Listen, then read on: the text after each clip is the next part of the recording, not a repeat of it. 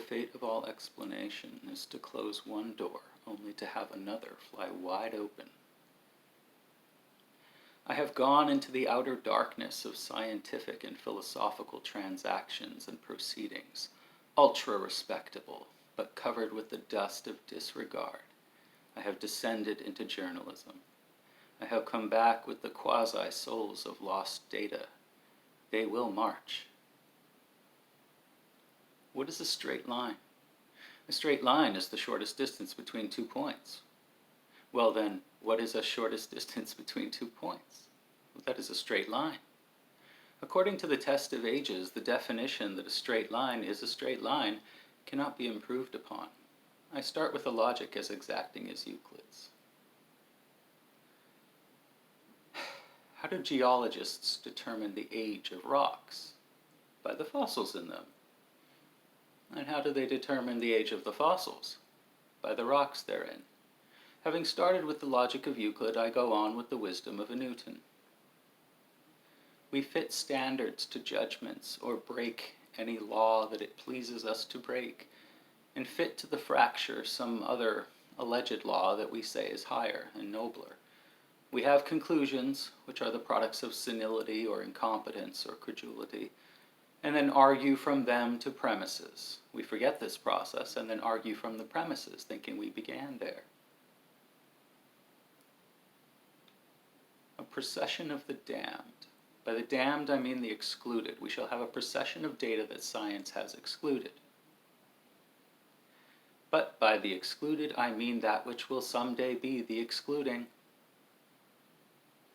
It is our expression that nothing can attempt to be except by attempting to exclude something else. We shall pick up an existence by its frogs. Wise men have tried other ways. They have tried to understand our state of being by grasping at its stars or its arts or its economics. But if there is an underlying oneness of all things, it does not matter where we begin, whether with stars or laws of supply and demand, or frogs, or Napoleon Bonaparte. One measures a circle beginning anywhere. The amazing paradox of it all, that all things are trying to become the universal by excluding other things.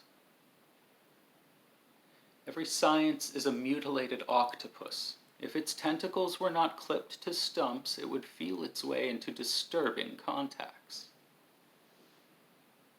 I do not know how to find out anything new without being offensive. To the ignorant, all things are pure. All knowledge is or implies the degradation of something. One who learns of metabolism looks at a Venus and realizes she's partly rotten. However, she smiles at him and he renews his ignorance.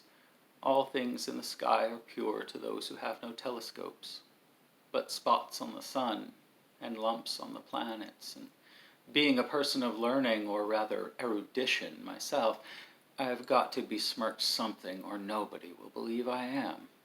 And I replace the pure blue sky with the wormy heavens. I believe nothing of my own that I have ever written. A seeker of truth, he will never find it, but the dimmest of possibilities, he may himself become truth.